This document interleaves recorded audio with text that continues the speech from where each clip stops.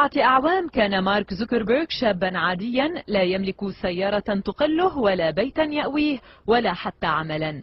بعد 4 سنوات تحول إلى أصغر ملياردير في العالم ومؤسس ورئيس موقع فيسبوك الواسع الانتشار على شبكة الإنترنت.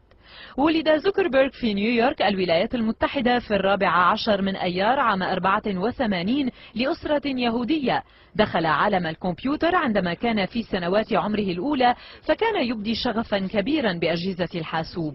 وضع والديه المادي ساعده على اقتناء أول كمبيوتر شخصي وهو في 10 من عمره، وتعلم بنفسه كيفية البرمجة. وربما هذا ما ألصق به صفة الانزواء والبعد عن الحياة الاجتماعية التي رافقته إلى الثانوية والجامعة. فعندما دخل المدرسة الثانوية كان يكتب برامج كمبيوتر خاصة به مثل النسخة من لعبة ريسك. قبل تخرجه من الثانوية طور مارك وزميله آدم نانجلو برنامجا يعمل كميزة إضافية للMP3 المشهور باسم وينامب. وبعد نشرهما للبرنامج مجانا على الإنترنت أثار اهتمام كبرى الشركات مثل مايكروسوفت وأمريكا أونلاين. لكن الصديقين قررا متابعة الدراسة، فانضم زوكربيرغ إلى جامعة هارفارد في عام 2002، وهنا بدأت قصة الفيسبوك. والدافع عدم توفير جامعة هارفارد لأسماء الطلبة وصورهم في دليل أساسي متعارف عليه لدى جامعات أخرى باسم كتاب وجوه الطلبة أو فيسبوك.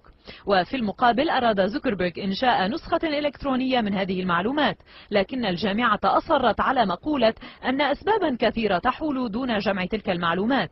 وليثبت العكس، اخترق زوكربيرغ في إحدى ليالي بداية السنة الدراسية الثانية سجلات الطلبة الإلكترونية في الجامعة، وأنشأ موقعا بسيطا أطلق عليه اسم فيس ماتش، يعمل على مقارنة صور الطلبة بصور الزائرين لتحديد أيهم أكثر جاذبية شكلا. وخلال 4 ساعات فقط تقدم للموقع 450 زائرا وشوهدت 22 ألف صورة. وعندما اكتشف أمره قطعت جامعة هارفارد وصلة الإنترنت عن زوكربيرغ.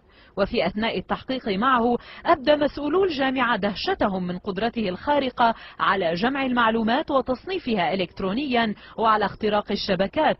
في النهاية عمد زوكربيرغ إلى مراوغة الإدارة فأنشأ نموذجا لكتاب الوجوه أي الفيسبوك، وطلب من زملائه إدخال بياناتهم بأنفسهم.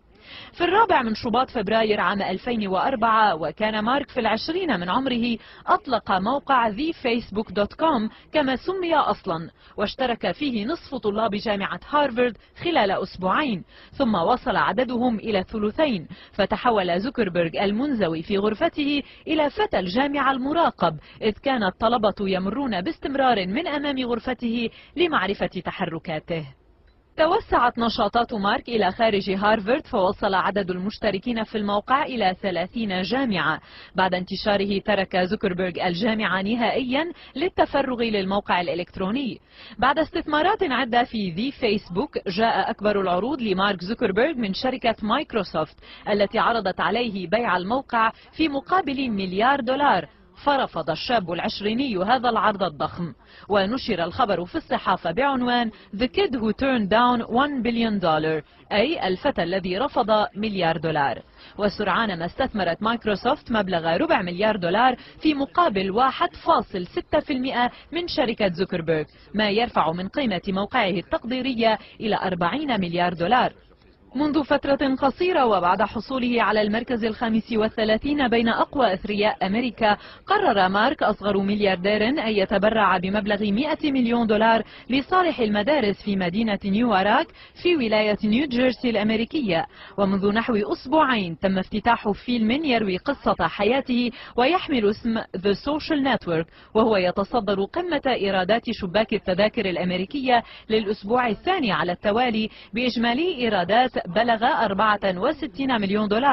وعلى الرغم من غناه الفاحش ما زال مارك زوكربيرغ يلبس ثيابه التقليدية ويعمل حافي القدمين.